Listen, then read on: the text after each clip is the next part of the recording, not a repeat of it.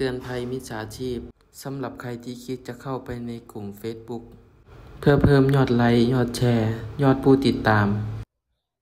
สบายดีเนาะมื้อนี้บ่คำกะสิมาเตือนสำหรับผู้ใดที่เป็นครีเอเตอร์มือใหม่หรือผู้ใดที่คิดที่อยากเข้ามาในวงการครีเอเตอร์เพราะว่าเรื่องนี้เจอกับตัวเองเมื่อวานนี้สำหรับผู้ใดที่กำลังเริ่มเข้ามาใหม่ๆเนาะและอยากมียอดผู้ติดตามแล้วก็ไปเข้ากลุ่มเนาะกลุ่มที่เขาดัน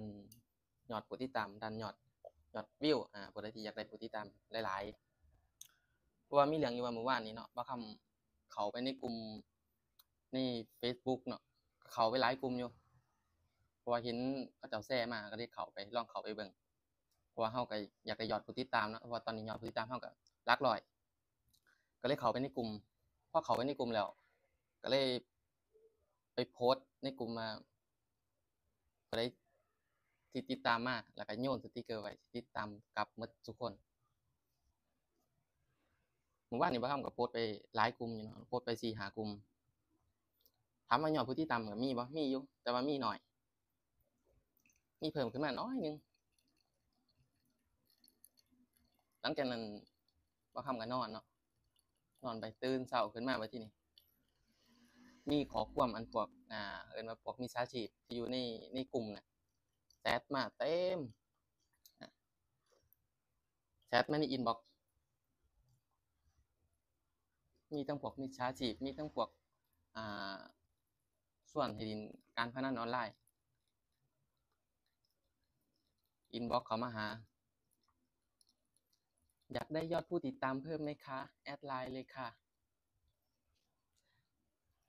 แจกดาวฟรีค่ะ